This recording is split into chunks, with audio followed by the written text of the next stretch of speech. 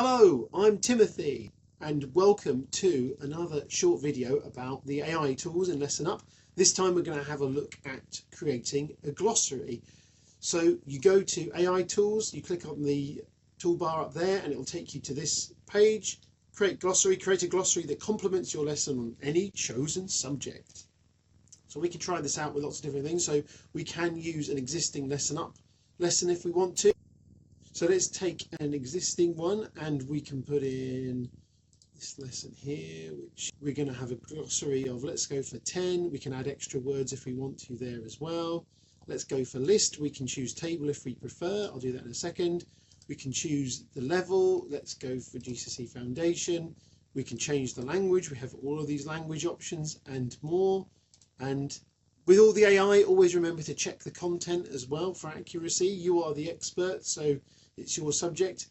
So this is media literacy and fake news lesson, and it's coming up with a nice little selection there of different terms from that lesson. So if you've got an existing one, that's perfect, isn't it?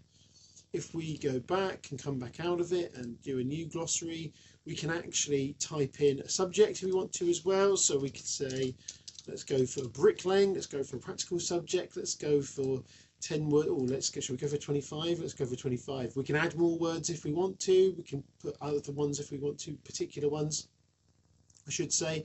Let's have this as a table. Again, this time we'll have BTEC. Let's go for BTEC level 2. And we will then go for create glossary. You see it again appear in real time. So look, we got some great words here coming out for bricklaying.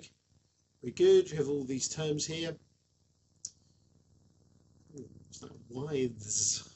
Very good. Right. I'm learning things about bricklaying here. Thank you. Anyway, we can copy that, and that means we can then just paste that into, if we want that to be a handout, or if we can put that into a lesson if we want to as well. Obviously, this is quite long for a lesson one, but you get the idea.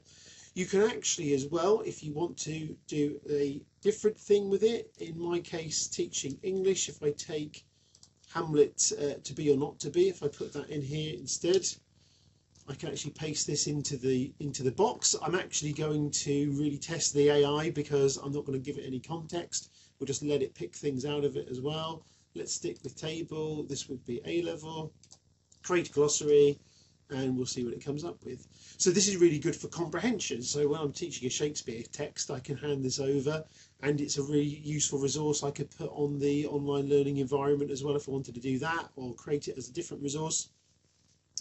And there we go. So it can really help with the language. So that is glossary. So I'm sure that will be really useful to you in your subject. Give it a go, give it a try, see how you get on. I'll see you on the next